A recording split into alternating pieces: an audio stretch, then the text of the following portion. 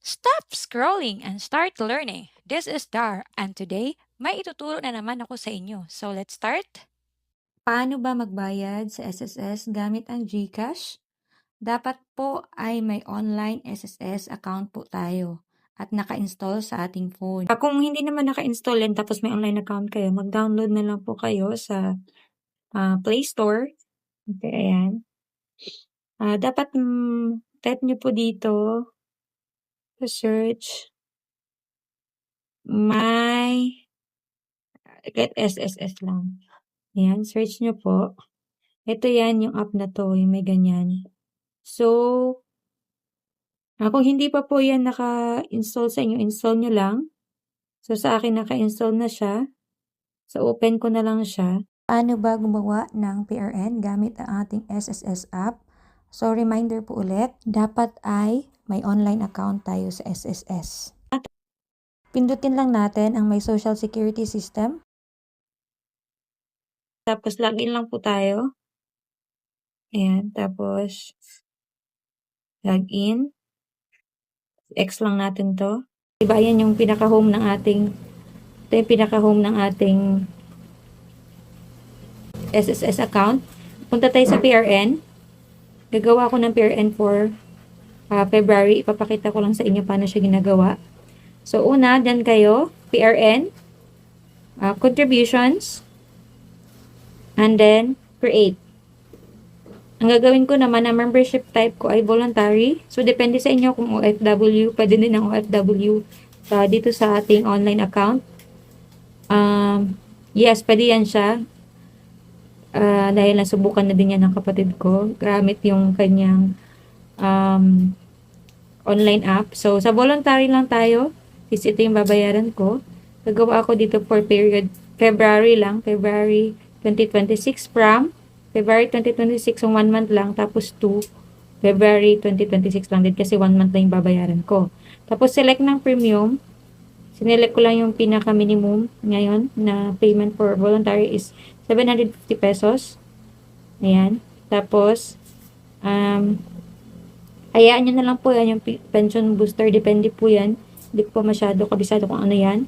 Huwag nyo lang i-check yan, pabayaan nyo lang yan, huwag nyo lang yan lagyan. Tapos, generate PRN. Tapos, pag generate mo ng PRN, and makikita mo, i-review mo lang. Voluntary siya. Ang applicable period niya, February 2026, February 2026. 1 month lang yan siya. SSS contribution, 750. Yung pension booster mo, 0. Tapos, kung okay na lahat, yung mga details, check nyo. And then, okay. Kung meron dyang mali, cancel nyo lang po.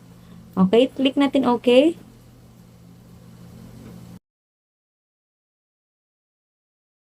And then, ayan na siya. Makikita nyo, mayroon ka ng statement of account. Yan na yung, ito siya, ito. Kung ayaw nyo magbayad via GCash, pwede nyo, ito siya, babayaran. I-print nyo lang ito, dalhin nyo doon sa bayad center. Kasi ang sa pagkakaalam ko ngayon is, dito lang sa amin, hindi na sila nag-receive. Wala nang cashier doon sa SSS talaga. Kung pupunta ka naman sa branch nila, meron po doon nag-receive pero bayad center na rin yon. So, ako naman, personally, pag hindi sa GCash, nagbabayad ako doon sa Robinsons, sa kanilang customer service. So, marami pa pong mga bayad center na partner yung ating SSS. So, ayan lang. Kung makikita nyo, ganyan siya. Pwede nyo na yan kahit siguro i-screenshot. Tapos i-print. Or it's either depende sa inyo. I-download nyo dito. Ito sa taas. Download nyo. Ayan. Tapos, ayan. Tapos mag-save yan automatic dun sa inyong file. So, tingnan nyo na lang. Tapos, ayan. Kung ibabalik natin dyan, hindi pa siya nababayaran. Kung makikita nyo yung details niya, ang kanyang applicable period ay February 2026. Contribution niya 750 pesos. Ang due date niya ay April 30, 2026. So, okay. So, open ko na lang siya. Tapos, ayan na. Pindutin lang natin ang may social security system.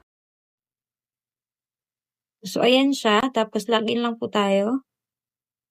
Ayan. Tapos, login. Tapos, ayan. Punta tayo dito sa PRN. Tapos, contributions. Ayan, kung makikita nyo, meron na akong ginawa na PRN para sa January payment. So make sure po na tayo ay voluntary, hindi tayo employed or parang kumbaga tayo personal na babayad, hindi yung employer natin. Kasi kung employer, yung nagbabayad yung employer natin, so sila yung magbabayad. So para magbayad po tayo, kasi nakagawa na ako ng PRN dyan for January, ang gagawin natin ay click lang natin itong pay. So kung makikita nyo naman, ayan yung applicable period, January 2026 to January 2026. Good for 1 month lang yan. Ang contribution ay 750 pesos. That's for minimum payment for SSS. Tapos, ang due date niya ay April 30, 2026. So babayaran ko na siya. Click lang natin yung pay. Are you sure you want to proceed payment? Yes. And then, enter lang natin itong GCash ko kasi naka-set up na siya. GCash account ko. And then, click natin OK.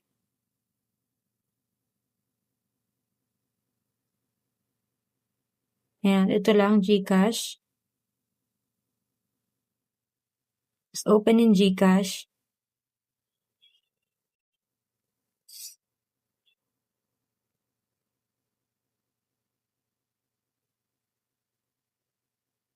Tapos, lalagin lang ako sa aking GCash account.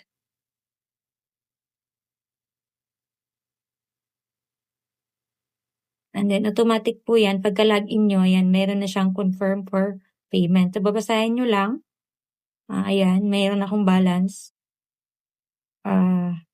Tapos, ayan na yung total niya. So, 700, magkano kayo na? 750. Yes, tapos may charge siya na 16 pesos. If I'm not mistaken, yes, 16 pesos. So, mababayaran mo lahat ay 766. Bali yung 16 yan yung convenience fee. So, rather than pupunta ka pa dun sa SSS, mamamasahe ka, or pupunta ka pa kung saan na bayad center, dito ka na lang diretso sa iyong GCash. Tapos, click na lang po natin pay. Ayan. Hintay lang po natin na wag natin pindutin. Hintayin natin siya. Ayan.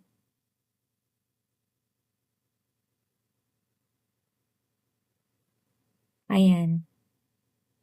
So, meron na siyang confirmation. So, ayan. So, pwede naman po, ito yung kanyang, ito yung kanyang resibo. So, ayan, kung makikita nyo, ayan yung kanyang receipt. Ayan. Pwede nyo po yan i-screenshot sa phone nyo. Screenshot nyo lang. Or it's either, ang alam ko may options to email. Ayan, makikita nyo, may option din siya to email. I-scroll nyo lang pababa, makikita nyo yung email. Para isend yung resibo sa inyong email. Email natin. Type lang natin dyan yung email nyo or kung saan nyo gusto isend. Type lang natin.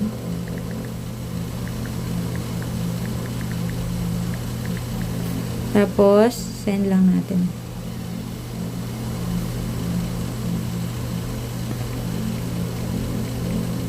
Ayan, tapos send. So, ayan. So, i-check lang nyo lang yung email niya, marireceive nyo na din. So, pwede na din screenshot nyo na lang as proof of payment.